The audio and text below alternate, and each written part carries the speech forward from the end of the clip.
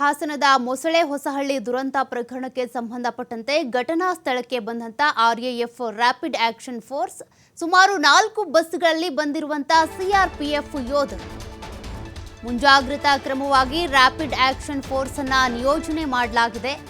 100ಕ್ಕೂ ಹೆಚ್ಚು rapid action force ಸಿಬ್ಬಂದಿ ಹಾಜರಾಗಿದ್ದಾರೆ. ನಿನ್ನೆ ಆದಂತ ಒಂದು ದುರಂತ ಏನಿದೆ ಅದರಲ್ಲಿ 9 ಮಂದಿ ಮೃತಪಟ್ಟಿದ್ದಾರೆ. ಅದರಲ್ಲೂ ಕೂಡ 8 ಮಂದಿ 25 ವರ್ಷದೊಳಗಿನವರೇ, ಓರ್ವ 55 ವರ್ಷದವರು. ಸದ್ಯ ಅವರ ಕುಟುಂಬಸ್ಥರ ಆಕ್ರಂದನ ಮುಗಿಲು ಮುಟ್ತಾ ಇದೆ. ಮತ್ತೊಂದು ಕಡೆ ಆ ಜಾಗದಲ್ಲಿ ಘಟನಾ ಸ್ಥಳಕ್ಕೆ ಈಗಾಗಲೇ ರ್ಯಾಪಿಡ್ ಆಕ್ಷನ್ ಫೋರ್ಸ್ ಅನ್ನು ಕೂಡ ನಿಯೋಜನೆ ಮಾಡಲಾಗಿದೆ.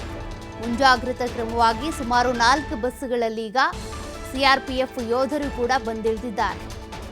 ಮತ್ತೆ ಯಾವುದೇ ರೀತಿಯ ಅಹಿತಕರ ಘಟನೆಗಳಲ್ಲಿ ಜರುಗಬಾರದು ಅನ್ನುವಂಥ ಕಾರಣಕ್ಕೆ ನಿನ್ನೆ ಆಗಿರುವಂಥ ಒಂದು ಅಪಘಾತ ಏನಿದೆ ಒಟ್ಟು 9 ಮಂದಿಯನ್ನ ಬಲಿ ತೆಗೆದುಕೊಂಡಿದೆ. ಅಪಘಾತದ ದೃಶ್ಯವನ್ನು ಕೂಡ ನೀವು ನಿನ್ನೆಯಿಂದ ಗಮನಿಸ್ತಾ ಇದ್ದೀರಾ. ಆಗಿರುವಂಥ ಅಪಘಾತ ಏನಿದೆ ಆ ಮನೆಯವರ ಆಕ್ರಂದನವನ್ನು ಹೆಚ್ಚಿಸಿದೆ. ಒಟ್ಟು 9 ಜನ ಮೃತಪಟ್ಟಿರೋದು. ಅದರಲ್ಲಿ 3 ಇಂಜಿನಿಯರಿಂಗ್ ಓದ್ತಾ ಇದ್ದಂಥ ಸ್ಟೂಡೆಂಟ್ಸ್, 8 ಜನರು ಕೂಡ 25 ವರ್ಷದೊಳಗಿನವರೇ, ಎಲ್ಲರೂ ಮೃತಪಟ್ಟಿದ್ದಾರೆ. ಇನ್ನೊಬ್ಬರು 55 ವರ್ಷದವರು.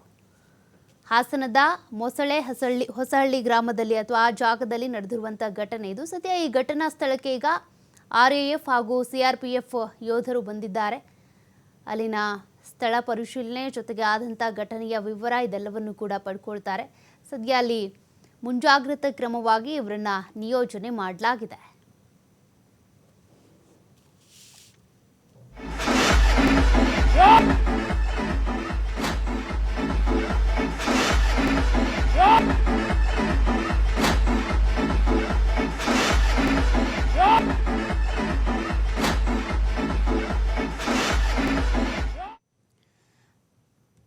ಹಾಸನದಲ್ಲಿ ಟ್ರಕ್ ಹರಿದು 9 ಮಂದಿ ಸಾವನ್ನಪ್ಪಿರುವ ಪ್ರಕರಣಕ್ಕೆ ಸಂಬಂಧಪಟ್ಟಂತೆ ಟ್ರಕ್ ಗುದ್ದಿದ ರಭಸಕ್ಕೆ ಚಂದನ್ ಸ್ಥಿತಿ ಚಿಂತಾಜನಕ ಆಗಿದೆ.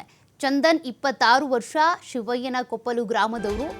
ಹಿಮ್ಸ್ ಆಸ್ಪತ್ರೆಯಲ್ಲಿ ಇವರಿಗೆ ಚಿಕಿತ್ಸೆಯನ್ನು ಕೊಡಿಸಲಾಗ್ತಾ ಇದೆ. ಆದರೆ ಪರಿಸ್ಥಿತಿ ಚಿಂತಾಜನಕ ಆಗಿದೆ ಅನ್ನೋದು ಗೊತ್ತಾಗ್ತಾ ಇದೆ. ಚಿಂತಾಜನಕ ಆಗಿರೋದ್ರ ಬಗ್ಗೆ ವೈದ್ಯ ಮೂಲದಿಂದಾನೇ ಸಿಕ್ಕಿರುವಂಥ ಮಾಹಿತಿ. ಹಿಮ್ಸ್ ಆಸ್ಪತ್ರೆಯ ವೈದ್ಯ ಮೂಲದಿಂದ ಮಾಹಿತಿ ಬಂದಿರೋದು. ಆಸ್ಪತ್ರೆಯಲ್ಲಿ ಚಂದನ್ ಈಗ ಜೀವನ್ಮರಣ ಹೋರಾಟವನ್ನು ನಡೆಸ್ತಾ ಇದ್ದಾರೆ.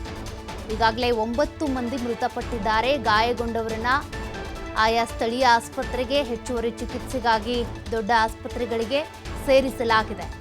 ಆದರೆ ಹಿಮ್ಸ್ ಆಸ್ಪತ್ರೆಯಲ್ಲಿ ಚಿಕಿತ್ಸೆ ಪಡ್ಕೊಳ್ತಾ ಇರುವಂಥ 26 ವರ್ಷದ ಚಂದನ್ ಸ್ಥಿತಿ ಚಿಂತಾಜನಕವಾಗಿದೆ. Critical condition. ವೈದ್ಯರ ಮೂಲದಿಂದಾನೇ ಬಂದಿರುವಂಥ ಮಾಹಿತಿ ನೋಡಿ. ಆ ಟ್ರಕ್ ಗುದ್ದಿದ್ರಿಂದ ಎಷ್ಟು ಜನರು ಗಾಯಗೊಂಡಿದ್ದಾರೆ, 9 ಜನರು ಮೃತಪಟ್ಟಿದ್ದಾರೆ. ಆತ ಪಾನಮತ್ತ ಆಗಿದ್ದ ಅಥವಾ ಕುಡ್ಕೊಂಡು ಗಾಡಿ ಓಡಿಸಿದ್ದ ಅನ್ನೋದು ಕೂಡ ಸದ್ಯ ಆರೋಪ, ಶಂಕೆ ಕೇಳಿಬರ್ತಾ ಇದೆ. ಹಿಂದೆ ಕೂಡ ಅಂದರೆ ಈ ಘಟನೆ ಏನಾಯಿತು ಅದಕ್ಕೂ ಮುಂಚೆ ಕೂಡ ಒಂದು ಅಪಘಾತವನ್ನು ಮಾಡಿ ತದನಂತರ ಇಲ್ಲಿ ಬಂದು ಈ ರೀತಿ ಗುದ್ದಿದ್ದ ಅಂತ. ರಸ್ತೆಯ ಎಲ್ಲ ಸುರಕ್ಷತಾ ಕ್ರಮಗಳನ್ನು ಕೂಡ, ಟ್ರಾಫಿಕ್ ರೂಲ್ಸನ್ನು ಎಲ್ಲವನ್ನೂ ಕೂಡ ಉಲ್ಲಂಘನೆ ಮಾಡಿ ಈತ ಬಂದಿರೋದು. ಒಟ್ಟು 9 ಮಂದಿಯನ್ನು ಬಲಿ ಪಡ್ಕೊಂಡಿದ್ದಾನೆ.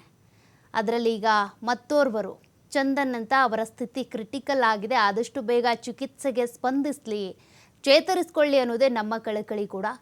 ಚಂದನ್ 26 ವರ್ಷ, ಅವರ ಸ್ಥಿತಿ ಚಿಂತಾಜನಕ ಆಗಿದೆ. ಹಿಮ್ಸ್ ಆಸ್ಪತ್ರೆಯಲ್ಲಿ ಚಿಕಿತ್ಸೆ ಮುಂದುವರೆದಿದೆ ಇವರಿಗೆ.